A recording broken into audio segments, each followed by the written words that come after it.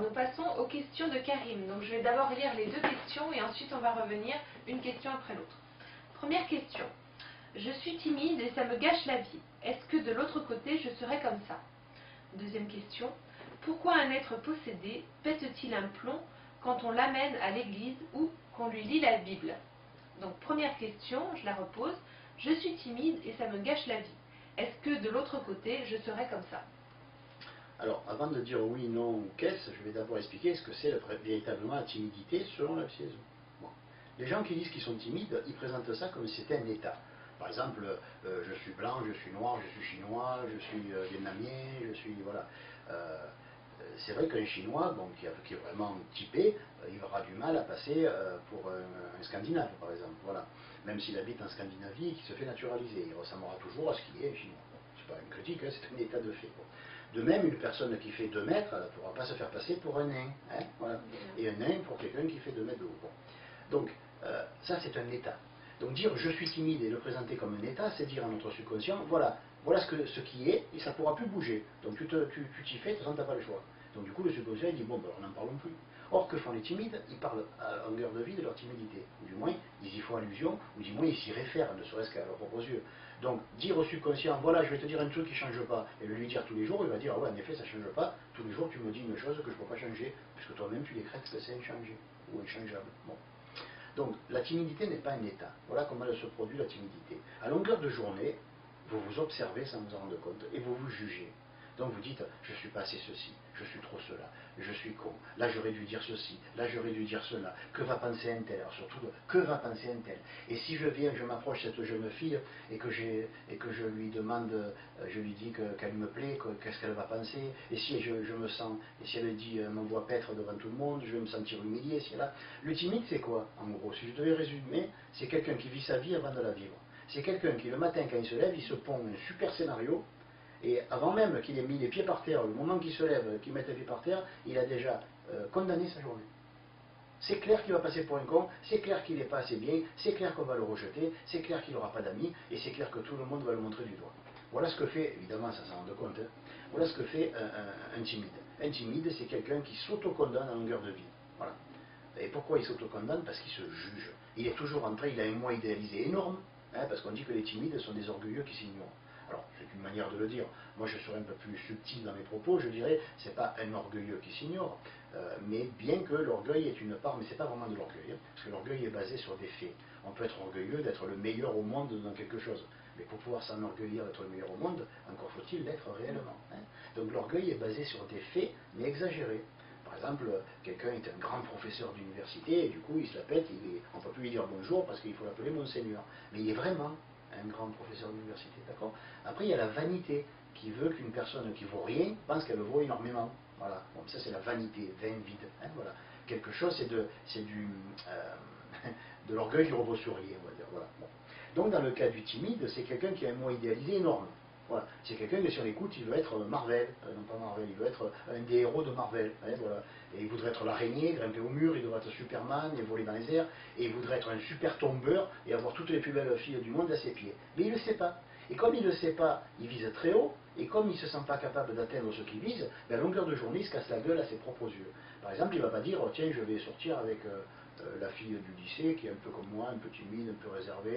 Bon, elle n'est pas très jolie, mais bon, ben, moi non plus, hein, après tout, voilà. Et on ira bien ensemble. Non, non, il ne fait pas ça. Plus il est timide, plus il va se viser la fille du lycée la plus jolie, la plus courtisée, et surtout la plus différente de lui au possible. Donc il va se ramasser malheur de première, évidemment.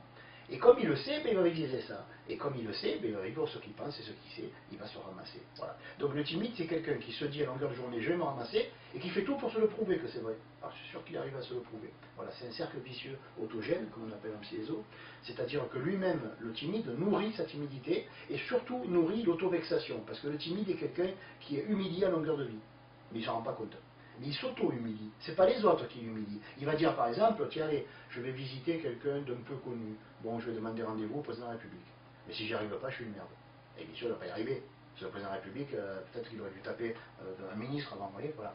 Donc il ne va pas y arriver, donc il va se sentir humilié, il va dire je le savais, et il va s'auto-condamner à longueur de vie. Mais il fera tout pour échouer, et après il va s'en remettre une couche en s'auto-condamnant lui-même. Voilà ce que c'est le timide. Donc déjà, si un timide arrêtait de penser, qu'est-ce que ça lui ferait comme vacances? mon bien-être mental. Bon, qu'est-ce que ça lui ferait comme vacances? Après, s'il arrêtait de se juger, oh là là, c'est plus les vacances, c'est Hawaï, mais pas police d'État, c'est Hawaï à longueur de vie. C'est les cocotiers, c'est le hamac, les doigts de pied en éventail, etc. Et avec des belles vaïnées qui. Avec les trucs, là, ils y mettent les fleurs, voilà. Je me fais plein de films, c'est rigolo. Voilà, je veux dire que, ben, justement, voilà un exemple. Tant qu'à se faire plein de films, pourquoi ne pas se faire des films joyeux, heureux, dont on est la vedette, et qu'à la fin on gagne, on ne meurt pas? Voilà. Donc le timide, c'est l'inverse de celui qui se fait des films heureux. Il se fait des films catastrophes. À la fin, il meurt toujours, il meurt dans des souffrances atroces, il est pauvre, il est malheureux, il est malade, et sa femme et ses enfants sont morts dans un accident. Voilà. Ça, c'est le scénario catastrophe du timide. Mais il ne s'en aperçoit pas. Donc c'est vrai qu'un timide qui écouterait ça, il dirait, comme il y va, lui, c'est n'importe quoi. J'ai pas l'impression de faire ça. En effet, le timide n'a pas l'impression de faire ça. Et c'est pour ça qu'il est en danger, parce qu'il le fait d'une manière qui est subconsciente. Pas vraiment inconsciente, subconsciente. Des fois, s'il se chopait sur la main sur le fait, il dirait, hop là, je te tiens la main dans le paquet de bonbons, cette fois-ci, tu ne diras pas que c'est pas toi qui vole les bonbons. Des fois, le timide frôle la vérité. Il se dit, quand même, je suis un peu négatif envers moi. Mais hop, il chasse. Parce qu'il ne faut surtout pas qu'il découvre la vérité. Parce qu'il y a une partie du timide qui adore ce qu'il vit. Voilà. Il adore échouer, ce qui est bête. Voilà. Mais tout est basé, non pas encore une fois, sur l'orgueil. Le timide n'est pas un orgueilleux qui s'ignore, comme j'ai lu une fois dans la psychologie de prise unique. Mais voilà, il faut dire, je suis un peu méchant, mais bon. Voilà. Je veux dire, si on fait la psychologie, autant l'avoir étudiée quelques années, il vaut mieux. Voilà. Et surtout faire une psychologie qui est en prise directe avec l'actualité. Parce que faire de la psychologie de ce qu'était l'homme au Moyen-Âge, en 2016, ça ne sert pas beaucoup. Faire de la psychologie de 2016, quand on était sous la Renaissance, ça ne sert pas beaucoup. Mais faire de la psychologie européenne, quand on vit en Europe en 2016, là c'est pratique. Voilà. En Piézon, on fait de la psychologie de 2016 en Europe, si on vit en Europe. Voilà. Et française, si on vit en France. Voilà. Donc ce que je veux dire, c'est que le timide n'est pas un orgueilleux qui s'ignore, ou un orgueilleux qui n'est pas conscient d'être orgueilleux, c'est tout simplement quelqu'un qui a un moi idéalisé, qui a décollé, quoi, on ne peut pas l'arrêter, il est incontrôlable. Bon. Pour mémoire, qu'est-ce que c'est un moi idéalisé? C'est quelque chose qui naît du refus du moi. Par exemple, une personne est naturellement timide, elle a horreur de ça, donc elle nie qu'elle est timide, elle le refuse. Après, elle s'aperçoit que chaque fois qu'elle veut rencontrer quelqu'un d'agréable, elle se fait rejeter. C'est elle qui a créé cette condition, mais elle le nie aussi. Donc elle commence à rêver d'un moi qui ne soit pas ce moi qu'elle a condamné. Parce que si elle le condamne, elle ne va pas vouloir l'accepter, elle ne va pas vouloir le vivre. Donc elle se crée un moi de procuration, un super moi, refusant le jeune malingre gringalet que personne n'aime, il va se faire un super musclor ou un superman, et ce superman va devenir le moi par procuration, qu'elle va remplacer. Voilà. De remplacement. Et c'est ça le moi idéalisé. C'est un moi, comme le terme l'indique, qui a été largement idéalisé, mais à tel point qu'il est invivable. On ne peut pas vivre le contenu du moi idéalisé. Autrement dit, on ne peut pas l'acquérir, on ne peut pas le manifester. Parce que le moi idéalisé, c'est je vole comme Superman au-dessus des nuages. Et en plus, je vais sous l'eau, je reste 4 heures sans respirer. Non, c'est pas possible. Et comme c'est pas possible, ben, la personne est en échec permanent. Elle est en sentiment d'échec permanent, plus exactement. Parce qu'en fait, elle échoue rien. On ne peut pas échouer de sauter à pieds joints sur la Lune. C'est pas possible. Donc il n'y a pas d'échec possible. Il n'y a pas d'échec envisageable. Par contre, on peut échouer de sauter de 20 cm les pieds joints. Ouais, c'est abordable pour un être humain. Il y a celui qui veut sauter, par exemple, 2 mètres de haut en prenant de l'élan. Bon, il y en a qui arrivent. C'est jouable. Mais 6 mètres de haut, sans perche, sans rien, non, c'est pas jouable. Et le propre du moi idéalisé, c'est vraiment le mec qui s'emmerde et qui va à tout prix souffrir, quoi. Il se fait chier dans la vie, il serait trop heureux s'il n'avait pas de moi idéalisé. Alors qu'est-ce qu'il fait? Il prend ce qu'il est, il le multiplie par 10, et encore il le remultiplie par 10, et comme ça il est sûr de ne pas y arriver. Et comme ça il va souffrir toute sa vie. Voilà. C'est le coup classique de la fille à l'école qui est timide, qui est un peu boulotte, qui est pas très jolie, qui est pleine de boutons, et qui se vise le capitaine de l'équipe de foot, qui est le plus connu, qui est le plus beau, le plus grand, le plus fort, et que toutes les belles filles veulent. Voilà. C'est pas méchant ce que je dis, c'est la réalité. Il faut rester à notre niveau, il faut rester à sa place. Une personne qui est normalement agréable, eh ben, elle doit trouver quelqu'un qui est normalement agréable. Et un mannequin, il doit sortir entre eux, les mannequins. Voilà. Maintenant, si, on sait que certains, par exemple, il y a des mecs qui veulent à tout prix une nana qui fait du fitness, du ceci, de cela. Ouais, mais je m'excuse, mais la nana, si elle voit un mec avec un gros bide qui se laisse aller et qui est gras et qui a rien à foutre du sport, ben peut-être qu'elle préférera le mec qui est bien foutu avec des muscles et tout. Et le mec va être jaloux, mais il n'a pas à jalouser. Il n'y a rien à jalouser, ils sont dissociés par la vie et ils sont dissemblables. Ils ne peuvent pas être comparables. Et c'est pour ça qu'il ne faut pas comparer. Voilà. Après, je ne dis pas que c'est mieux d'être musclé, ceci, cela. Je dis simplement des évidences. À notre époque, il y a des gens qui mettent tout dans le caractère. C'est super, mais il faut qu'ils trouvent des femmes ou des hommes, selon le cas, qui mettent tout dans le caractère ou dans la personnalité. Et il y a des gens qui mettent tout dans le physique. Je ne dis pas que c'est intelligent, je ne dis pas que c'est bien, et je ne dis pas que c'est pas bien. Je dis qu'une personne qui a tout mis dans son physique devrait rechercher une personne qui a tout mis dans son physique.